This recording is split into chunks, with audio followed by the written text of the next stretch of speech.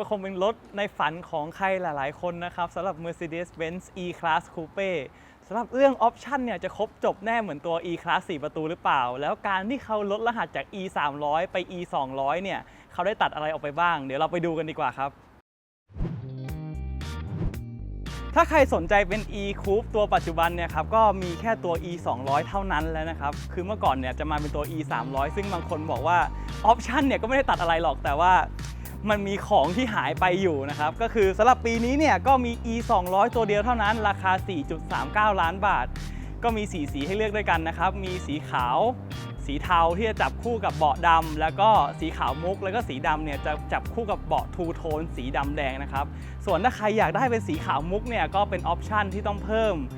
ราคา 60,000 บาทนะครับสำหรับหลายๆคนเรื่องหน้าตาของรถคูเป้เนี่ยคือสิ่งที่สำคัญที่สุดผมคิดว่ามันเป็นรถคูเป้ที่สวยที่สุดในใจผมเลยนะครับแล้วก็ในตัวไฟหน้าตรงนี้ก็เป็นไฟหน้าอัจฉริยะนะครับก็เปิดปิดได้เลี้ยวซ้ายเลี้ยวขวาตามพวงมาลัยเพิ่มทัศนวิสัยได้แล้วก็ปรับสูงต่ำอัตโนมัติด้วยเรียกได้ว่าเรื่องไฟเนี่ยไม่ต้องทำอะไรกันเลยนะครับแล้วก็ตรงนี้ฮะตรงฝากระโปรงหน้าเนี่ยเขาก็จะมีสันขึ้นมานูนขึ้นมาแบบให้มันรู้สึกเหมือนรถสปอร์ตมากขึ้นนะครับให้มิติความเป็นสปอร์ตมากขึ้นแล้วมาดูตรงล้อฮะคือล้อเนี่ยได้เป็นขอบ19คือที่ต่างกับตัว E-Class 4 ประตู AMG เนี่ยก็จะเป็นที่เขาเพ้นท์ข้างในสีดำแล้วก็หน้ายังเป็นสีเงินอยู่นะครับและข้างในนี้เราก็จะมีเป็นจานเบรกเจาะรูเป็นแบบ AMG เพิ่มความสปอร์ตเข้าไปด้วยก็แน่นอนอยู่แล้วนะครับว่าเป็นรถคูเป้เนี่ยก็จะมีแค่2ประตูนะครับแล้วประตูเนี่ยก็ยาวมากแล้วก็มีน้ำหนักนิดนึงไม่เป็นไรแล้วก็ตรงนี้ฮะผมชอบมากไม่มีเสา V ครับคือทุกอย่างเนี่ยมันดูเนียนไปหมดคือผมสามารถปาดมือเนี่ยเข้าไปในทั้งคันได้เลยทีเดียวแล้วเดี๋ยวเรามาดูตรงเอวตรงนี้บ้างครับที่เขาจะค่อยๆกว้างขึ้นมาเรื่อยๆให้มีความสวดทรงที่แบบเซ็กซี่เหมือนผู้หญิงที่แบบโค้งเว้าดีนะฮะแล้วเดี๋ยวเราไปดูด้านท้ายกันต่อสำหรับมุมที่ผมชอบที่สุดสำหรับรถคันนี้เลยฮะก็คือเวลายืนดูจากตรงนี้แล้วเนี่ยไอเอวเนี่ยมันก็ค่อนข้างออกกว้างมาเรื่อยๆนะครับทำให้มันดูเซ็กซี่แล้วแบบสปอร์ตมากแล้วก็สิ่งที่ชอบมากๆอีกอย่างหนึ่งเลยก็คือเรื่องไฟท้ายครับไฟท้ายข้างในตรงเนี้ยเขาเหมือนมันเป็นคริสตัลชั้นๆเยอะๆนะฮะซึ่งมันไม่ได้วางเรียบก็คือเวลามันเปิดแสงออกมาแล้วเนี่ยมันจะแบบมีประกายที่มิติที่แบบดูหรูดูแพงดูดีมากๆเลยนะครับแต่ว่าที่ติดปัญหานิดหน่อยคือไม่ใช่เรื่องใหญ่อะไรก็คือเรื่องช่องลมตรงนี้ฮะที่เป็นไม่มีการใช้งานนะครับไม่มีฟังก์ชันนะครับเอาไว้โชว์เฉยๆแล้วก็ปลายท่อตรงนี้เราก็มีเป็นโครเมียมคู่2ฝั่งซึ่งรวมแล้วเนี่ยก็คือผมมองว่ามันแบบสวยแบบเซ็กซี่และฮอตที่สุดในเซกเมนต์คูเป้เลยฮะภายนอกถือว่าโดดเด่นและสะดุดตาและภายในก็ยังคงมาตรฐานของ Benz แต่มีการปรับแต่งเล็กน้อยเพื่อให้เข้ากับรถที่มีความสปอร์ตมากขึ้นตรงนี้เนี่ยก็คือมันจะคล้ายๆกับตัว E-Class เลยครับก็คือมีปรับปรุงบางอย่างที่ดีขึ้นก็คือตรงนี้ฮะที่ผมเคยบอกว่าในวิดีโอ E-Class เนี่ยตรงนี้มันจะเป็นสี gloss black นะครับสีดำซึ่งมันจะขึ้นรอยขนแมวได้ง่ายมากๆตรงนี้เนี่ยเปลี่ยนเป็นไม้ผิวด้านแล้วเนี่ยโอ้โหรู้สึกแบบจบปัญหาไปเลยนะครับเรื่องรอยขนแมวตรงนี้และที่ต่างจากภายใน E-Class ก็จะมีตัวช่องแอร์ตรงนี้นะครับซึ่งก็มาเป็นทรงกังหันหมุนๆให้ความรู้สึกสปอร์ตแล้วก็ยังหรูอยู่ถือว่าตรงนี้โอเคมากๆแล้วคุณภาพการประกอบเนี่ยก็คือแบบเหมือน E-Class เด็กๆเลยนะครับทุกอย่างแน่นมั่นใจหรูหราคงทนมากๆนะครับแล้วก็เรื่อง Infotainment หรือเรื่องหน้าปัดการขับเนี่ยก็มาเป็นระบบดิจิตอล 100% นะครับซึ่งไอตัวเมนูตัวนี้ผมเคยบอกว่าเมนูมันเยอะก็จริงแต่ว่าผมคิดว่าใช้ไปเรื่อยๆเนี่ยก็ทำความคุ้นเคยกับมันได้ไม่ยากนะครับและเราก็สามารถควบคุมได้ผ่านลูกบิดตรงนี้ซึ่งก็ยังความเห็นเดิมก็คือตรงนี้ค่อนข้างเกะกะนิดนึงหรือว่าจะควบคุมผ่านทัชแพดบนพวงมาลัยมัลติฟังก์ชันก็ได้ก็ฝั่งซ้ายเนี่ยเอาไว้ควบคุมจอซ้ายฝั่งขวาก็ไว้ควบคุมหน้าปัดข้างหน้าเรานะครับโอเคส่วนเรื่องอุปกรณ์สแตนดาร์ดเราก็พวงมาลัยไฟฟ้าอยู่แล้วแน่นอนนะครับเป็นเบนซ์เบาะก็เป็นไฟฟ้าหมดปรับได้หลายทิศทางมากๆไม่น่ามีปัญหานะครับตัวเบาะช่วยจำก็มี3โปรไฟล์ทั้งเบาะทั้งพวงมาลัยแล้วก็ทั้งหูข้างนะครับตรงนี้ครอบคลุมดีมากๆแล้วเราสามารถกดปุ่มนี้ตัว L นะครับเพื่อจะเลื่อนที่นั่งให้ผู้โดยสารฝั่งซ้ายของเราก็ได้เหมือนกันนะครับแล้วรถคูปเนี่ยก็คือที่เก็บเข็มขัดนิรภัยมันก็จะอยู่ออกข้างหลังหน่อยแต่ตรงนี้ไม่ต้องห่วงนะครับเขามีแขนที่สามารถยื่นให้เราตอนที่เราเปิดประตูเข้ามาแบบออโต้ด้วยไม่ต้องทำเองนะครับหรือว่า ถ้าเกิดว่าเราขับออกมาแล้วนานไปเนี่ยมันหดกลับเข้าไปใช่ไหมครับก็สามารถกดตัวปุ่มไฟฟ้าเรียกมันออกมาใหม่ก็ได้นะครับแล้วด้านบนเนี้ยก็เราก็มีเป็นซันรูฟนะครับเป็นทำงานเป็นระบบไฟฟ้ามีทั้งเป็นแก้วแล้วก็มีที่เป็นม่านบังแดดไว้ให้ด้วยโอเคครับก็ต่อไปก็Wiser Test โอเคต่อไปก็ตรงนี้ฮะข้างบนนี้คือผมไม่รู้มาก่อนนะครับว่ามันสามารถเลื่อนได้ไม่ได้แต่จะลองดูครับ1 2 3โอเคครับผ่านครับก็คือไม่ต้องกลัวเรื่องแสบตาแต่ตัว E-Class เนี่ยจะมีที่บังข้างหน้าให้ด้วยตรงนี้เหมือนเขาน่าจะเอาออกไปนะครับแล้วก็ข้างบนนี้มีที่เก็บแว่นมีไฟภายในแล้วก็มีไฟอ่านหนังสือนะครับมีไฟข้างหลังให้ด้วยแล้วมันก็จะค่อยๆเปิดแล้วค่อยๆดับมันจะได้ไม่ปุ้งออกมาแสบตาเราทีเดียวตรงนี้ก็คือใส่ใจมากๆครับโอเคเดี๋ยวเราดูช่องเก็บของกันต่อเลยช่องเก็บของก็ข้างๆเนี่ยเหลือเฟือมากๆขวด 1.5 ลิตรเนี่ยใส่ได้สบายๆนะครับแล้วก็ตรงกลางเนี่ยเรามีช่องเก็บแก้ว2ช่องก็คือใส่ขวดลิตรได้ไม่น่ามีปัญหาอะไรข้างในเราก็จะมีที่ใส่ช่องกุญแจแล้วก็มีที่ชาร์จมือถือไวเลสที่ชาร์จมือถือไวเลสตรงนี้ก็คือความเห็นก็เหมือนใน E-Class เลยครับก็คือถ้าเกิดเราวางแก้วเกะกะไว้เนี่ยเข้าไปเอาลำบากก็อย่าเสียสมาธิกันนะครับตรงนี้แล้วก็มีสาย USB ตรงนี้ให้ด้วยข้างในนี้เราก็จะมี SD card แล้วก็มีช่อง USB เอาไว้ชาร์จของได้อีก2ช่องนะครับก็น่าจะใส่ถุงถุงใหญ่ได้ถุงหนึ่งแล้วก็ตรงนี้ก็ไม่มีปัญหาอะไรครับสามารถเก็บเอกสารอะไรทั่วไปได้ไม่มีปัญหาก็ทั้งหมดภายในก็น่าจะครบแล้วครับเดี๋ยวเราไปดูฟีเจอร์กันต่อว่า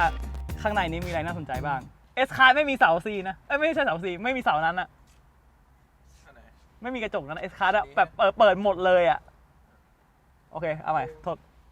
ก็สำหรับฟีเจอร์ที่น่าสนใจในคันนี้นะครับก็มี Ambient Lighting เปลี่ยนได้64สีเครื่องเสียง Burmester เนี่ยก็สามารถปรับโทนผ่าน Equalizer ได้แล้วก็ถ้าธีมตรงนี้ยังไม่ชอบก็สามารถปรับเป็นลุคสปอร์ตโปรเกรสซีฟหรือคลาสสิกก็ได้นะครับแล้วก็ที่ผมขอย้ำอีกทีว่าชอบที่สุดเลยเพราะว่ามันดูเนี้ยมากคือคันนี้ครับไม่มีเสา B นะครับเห็นโล่งโปร่งทั้งคันนะครับแล้วก็ถ้าเกิดว่าใครอยากเปิดปิดหน้าต่างกับซันรูฟจากนอกตัวรถเนี่ยก็สามารถกดผ่านรีโมทได้ด้วย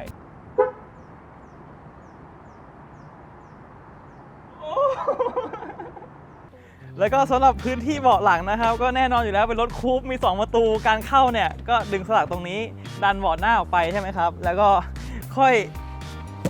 เข้ามาได้ก็อาจจะมันไม่อาจจะหรอกครับก็คือไม่สะดวกเลยเท่าไหร่แต่ก็โอเคไม่เป็นไรเข้ามาแล้วก็รู้สึกว่าตรงนี้ก็น่าแปลกใจนะครับที่รถคูปเนี่ยปกติจุดอ่อนเนี่ยเขาจะอยู่ข้างหลังแต่ว่าที่ลองนั่งดูแล้ว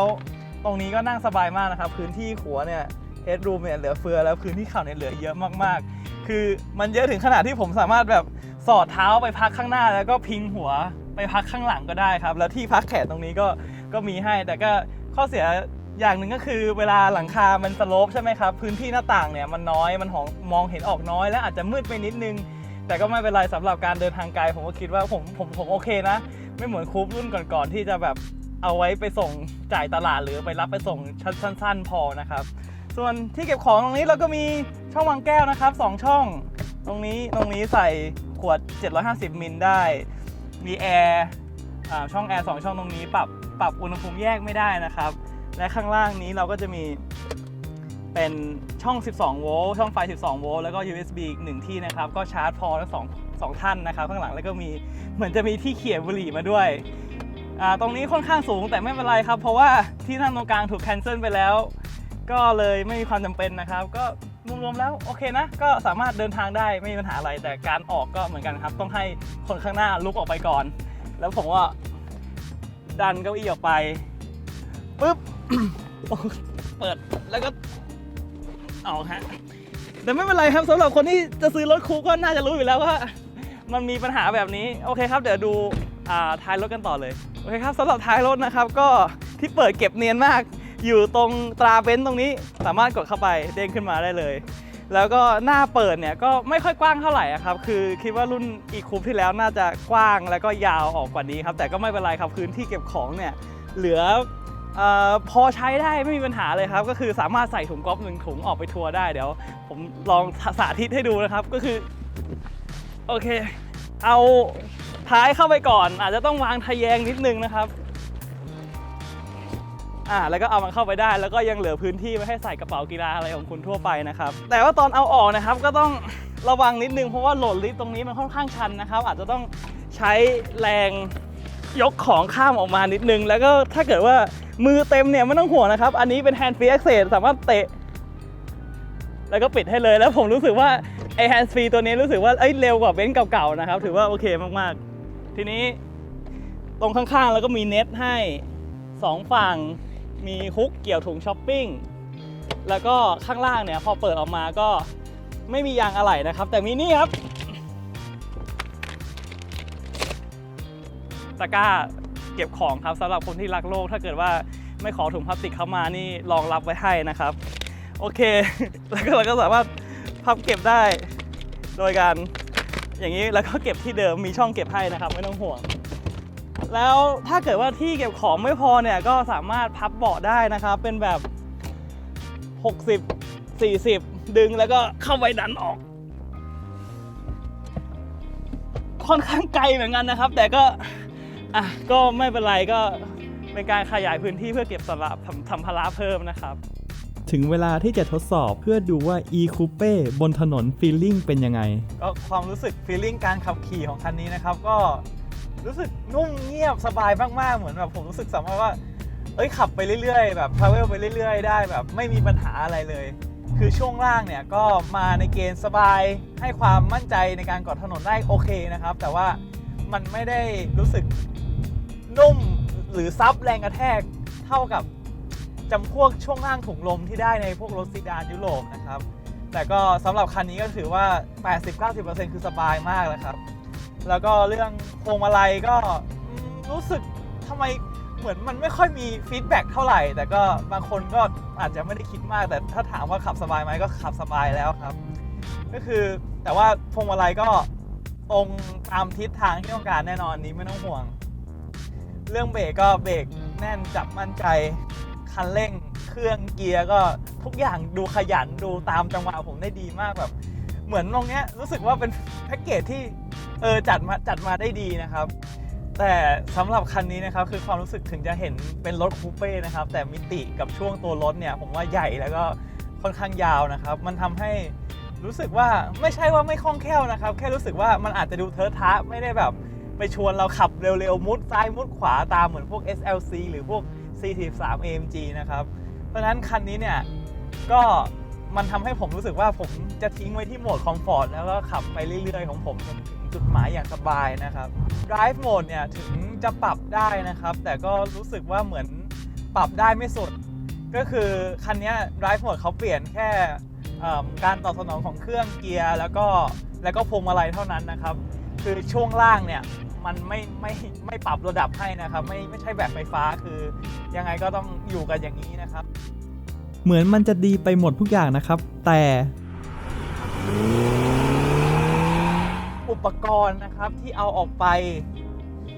จากตัว E300 เนี่ยก็ค่อนข้างเจ็บอยู่คือผมเสียดายมากๆเรื่อง Adaptive Cruise Control นะครับที่ไม่มีแล้วนะครับแล้วก็ม้าหายไป60กว่าม้าแล้วจริงๆแล้วได้กล้อง360ด้วยแต่ใน E200 เนี่ยก็มาเป็นแค่กล้องมองหลังเหมือนกันก็คือที่เจ็บใจจริงๆเพราะว่าถ้าอุปกรณ์พวกนั้นยังอยู่เนี่ยคือคันนี้คือเป็นแพ็กเกจที่ครบเครื่องครบคันทุกอย่างจริงๆนะฮะก็ราคาที่หายไปก็150,000แต่ผมคิดว่าสำหรับ150,000กับของพวกนั้นแล้วอ่ะยังไงผมก็คิดว่าผมยอมจ่ายเพิ่มเพื่อเอามาแต่กลายเป็นว่าตอนนี้เราไม่มีทางเลือกตรงนั้นและเราก็ต้องมาอยู่กับออปชันที่เขาจัดให้แบบนี้นะครับก็เมื่อกี้ที่บอกว่าหายไป60กว่าม้านะครับเพราะว่า E300 คันนี้ทำกำลังอยู่ที่254แรงม้านะครับจากเครื่อง 2,000 ซีซีนะครับแต่ว่าพอเป็น E200 เนี่ยก็จะเหลือ184แรงม้านะครับก็มาเป็นเกียร์9สปีด9 สปีดตัวนี้ก็อย่างที่บอกตอนแรกว่าก็เปลี่ยนขยันได้ดั่งใจผมเหมือนกันเรื่องทัศนวิสัย ด้านหูข้างตรงนี้ครับไม่มี blind spot assist ให้นะครับแล้วก็เวลามองไปข้างหลังเนี่ยครับหลังคาสโลปเนี่ยมันค่อนข้างจะกินพื้นที่หน้าต่างข้างหลังออกไปนะครับก็แต่ว่าก็ไม่ใช่ปัญหาใหญ่อะไรฮะแล้วก็มองออกข้างหน้าก็ทุกอย่างชัดเจนไม่มีปัญหาแล้วก็อัตราการสิ้นเปลืองแล้วก็อัตราการสิ้นเปลืองนะครับก็อยู่ที่ประมาณก็ถ้าใช้ทั่วไปก็น่าจะ10โลลิตรต้นๆนะครับ10นิดนะครับแล้วก็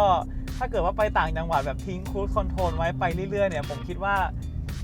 ประมาณ20โลลิตรก็น่าจะไหวซึ่งก็ไม่ได้รู้สึกแปลกใจอะไรนะครับสำหรับรถเครื่องประมาณนี้ออปชันที่ถูกตัดออกก็เยอะพอสมควรแต่เดี๋ยวเราไปสรุปกันก่อนว่าเจ้า e-coupe คันนี้เหมาะกับใครสำหรับ e-coupe คันนี้นะครับมุมมองของผมเนี่ยถ้าเกิดว่า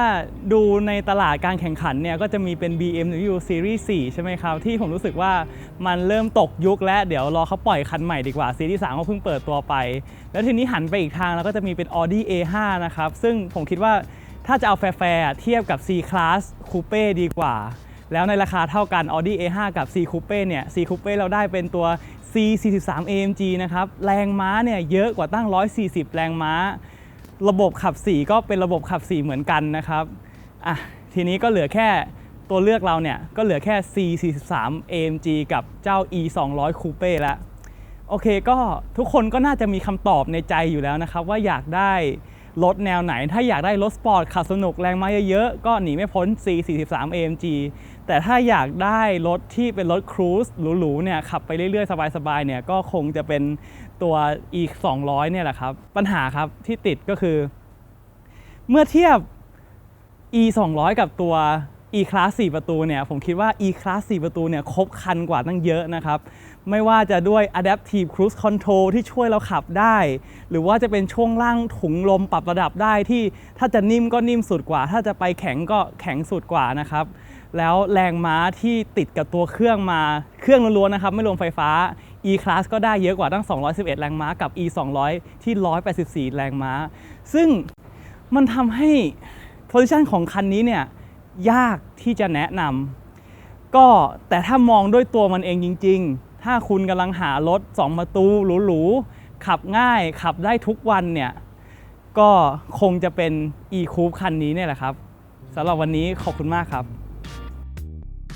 ถ้าชอบรีวิวของเรากดดูต่อคลิปอื่นๆได้ที่ด้านขวาและถ้าอยากติดตามข่าวสารรถเนี่ยคลิก subscribe ได้ที่ด้านซ้ายล่างนะครับขอบคุณมากครับ